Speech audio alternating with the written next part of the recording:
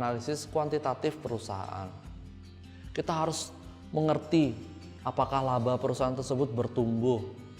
Kita harus melihat apakah penjualan perusahaan tersebut bertumbuh, laba kotor bertumbuh, laba sebelum pajak bertumbuh, laba bersih bertumbuh. Kita harus mengetahui nilai aset perusahaan apakah bertumbuh. Kita harus melihat jumlah utang perusahaan. Buat yang baru gabung, jangan lupa like, subscribe, dan nyalakan notifikasinya untuk mendapatkan informasi seputar bisnis, keuangan, dan mindset sukses. Halo, selamat pagi rekan-rekan semua. Semangat pagi. Jumpa lagi dengan saya Blirah.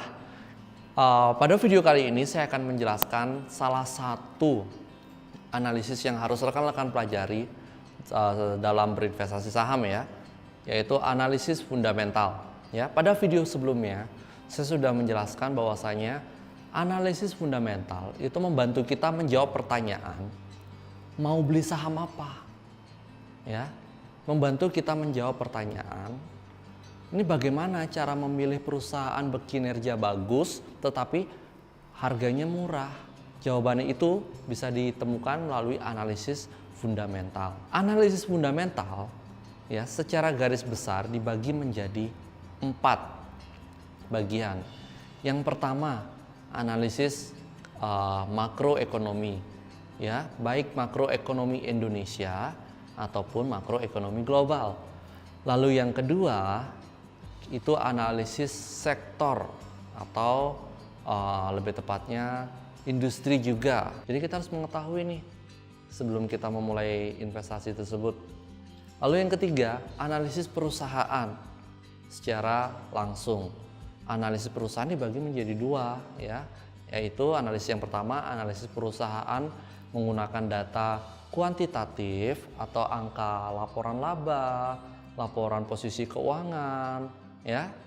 Lalu yang keempat analisis perusahaan menggunakan data kualitatif, yaitu kita melakukan analisis kekuatan perusahaan, kelemahan perusahaan, lalu peluang perusahaan tersebut, dan terakhir ancaman perusahaan tersebut seperti apa ya. Itu adalah secara garis besar analisis fundamental. Kita akan bahas yang pertama dulu secara sederhana adalah analisis makroekonomi.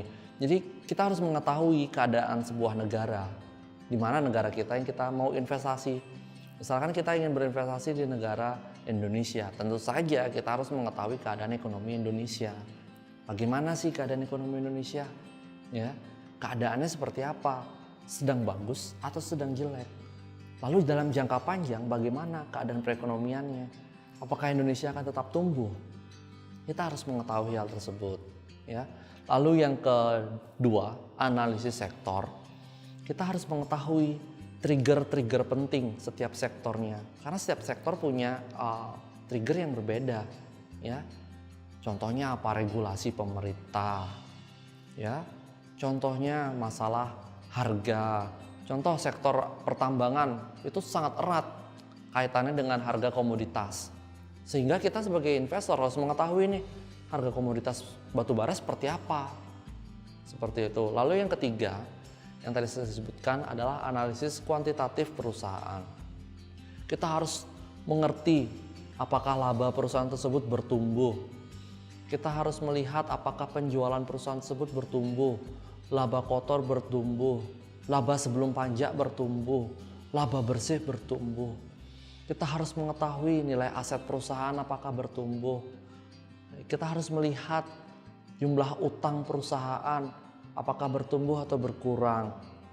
Lalu kita harus mengetahui menggunakan rasio ya, rasio return on equity, return on asset, price earning ratio, debt to equity ratio, net profit margin, gross profit margin. Kita harus mengetahui hal tersebut ya. Karena dengan adanya rasio tersebut, dengan kita melakukan analisis kuantitatif perusahaan, kita bisa melihat berdasarkan data dan fakta bahwasanya kita bisa menyimpulkan perusahaan tersebut bagus, perusahaan tersebut berkinerja bagus, tetapi dijual pada harga yang murah. Itu penting sekali. Lalu yang terakhir adalah analisis kualitatif, yaitu analisis yang melihat sisi perusahaan dari segi prospek bisnis, dari segi manajemen. Pertanyaan yang sering muncul mungkin adalah Apakah perusahaan ini memiliki prospek yang bagus? Apakah produk yang dijual oleh perusahaan ini dalam jangka panjang akan laku? Apakah manajemen tidak pernah kena skandal? Atau seperti apa? Itu akan dibahas pada analisis perusahaan yang kualitatif. Baik, yang pertama, analisis ekonomi makro dan global adalah sebuah analisis yang berguna untuk mengetahui keadaan yang bersifat makro dari sebuah ekonomi negara. Yang perlu diperhatikan antara lain faktor tingkat suku bunga, faktor inflasi, nilai tukar rupiah, dan PDB, produk domestik bruto. Ya, secara teori yang berlaku di pasar adalah seperti ini. Ketika kurs rupiah menguat, maka pasar saham akan menguat. Lalu yang kedua, ketika inflasi rendah, maka pasar saham akan menguat atau naik. Lalu yang ketiga, ketika suku bunga turun, maka pasar saham akan menguat. Lalu yang keempat, ketika pertumbuhan PDB meningkat, maka pasar saham akan menguat. Yang pertama, ketika kurs rupiah menguat, maka pasar saham akan menguat. Mengapa bisa begitu?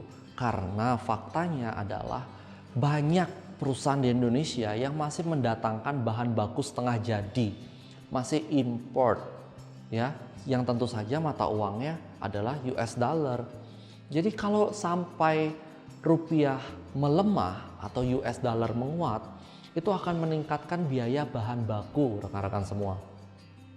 Selain itu juga banyak perusahaan di Indonesia yang masih menggunakan mata uang US dollar dalam berhutang.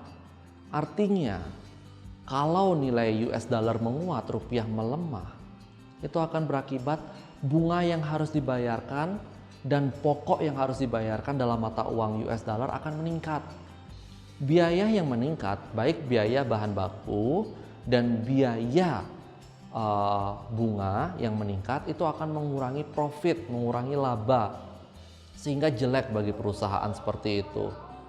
Lalu yang kedua, ketika inflasi rendah, ya, itu artinya inflasi rendah, harga barang tidak terlalu meningkat secara signifikan, uang beredar cukup rendah. Tetapi ketika inflasi tinggi, uang beredar tinggi, ya, daya beli melemah, Bank Sentral Indonesia, ya, mengeluarkan kebijakan suku bunga, ya, atau istilahnya kebijakan moneter. Jadi BI akan meningkatkan suku bunga untuk mengerem laju inflasi, untuk mengurangi jumlah uang beredar. Supaya kan banyak nih uang beredar di masyarakat, ya. Banyaknya uang beredar masyarakat, BI menaikkan suku bunga untuk merangsang uang beredar tersebut supaya dialihkan ke produk perbankan, entah deposito atau tabungan. Jadi dialihkan, ya, sehingga uang beredar akan berkurang. Selain itu juga ada faktor meningkatkan daya beli, seperti itu. Lalu selanjutnya itu akan mengakibatkan bursa saham kita akan menguat. Kenapa? Karena logikanya ketika inflasi tinggi, maka suku bunga harus dinaikkan. Suku bunga dinaikkan, itu juga akan menyebabkan biaya modal perusahaan akan meningkat. Karena ketika perusahaan berutang, itu menggunakan suku bunga floating, ya, jadi mengikuti acuan suku bunga Indonesia juga. Walaupun beberapa ada yang fix, ya. Ketika suku bunga naik, jadi perusahaan akan mengeluarkan biaya lebih untuk membayar utang. Kembali lagi, ketika biaya utang meningkat, maka laba perusahaan akan turun, seperti itu, ya. Sehingga ketika inflasi tinggi, suku bunga tinggi, itu akan menyebabkan pasar saham secara umum akan turun. Oke, jadi tadi pertama kurs sudah kita bahas, lalu inflasi sudah kita bahas, suku bunga, inflasi ada korelasinya sama suku bunga, ya, ada korelasinya. Lalu yang terakhir adalah PDB. PDB adalah produk domestik bruto. Itu juga salah satu indikator yang menunjukkan pertumbuhan perekonomian sebuah negara.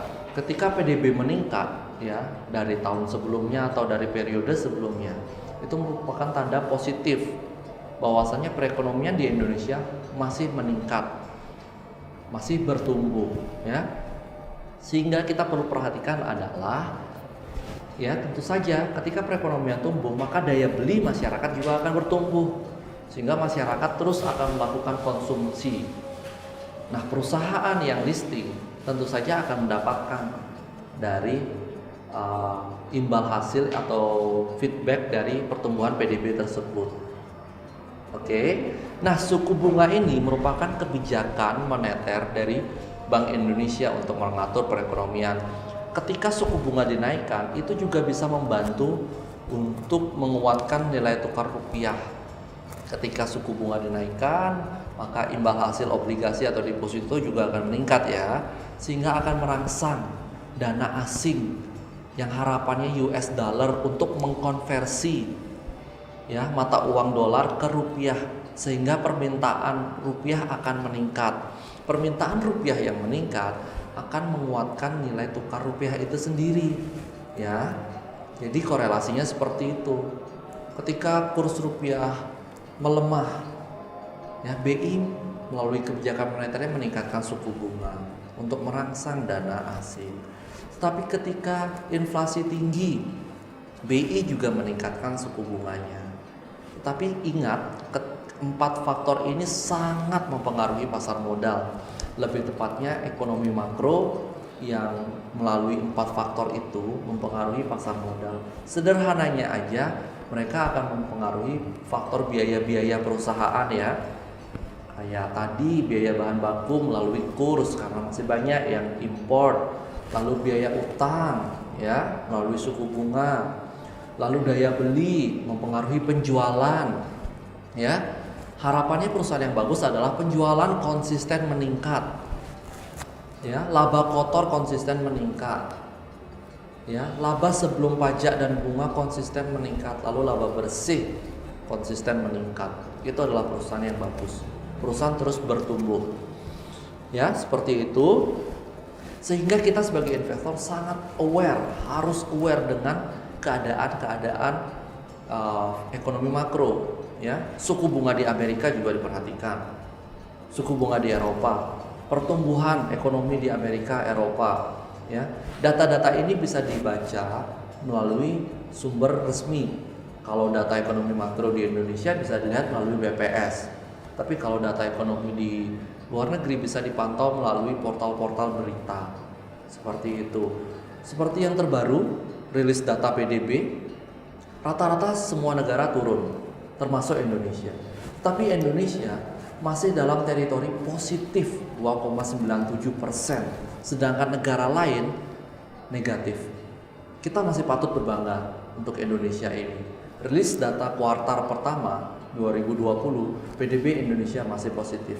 Bagaimana dengan PDB kuartal kedua? Kita lihat nanti. Tetapi ingat, faktor-faktor ini sangat mempengaruhi pasar saham. Baik, sekian video dari saya. Sampai jumpa pada video-video selanjutnya. Tetap semangat untuk menambah wawasan baru. Terima kasih.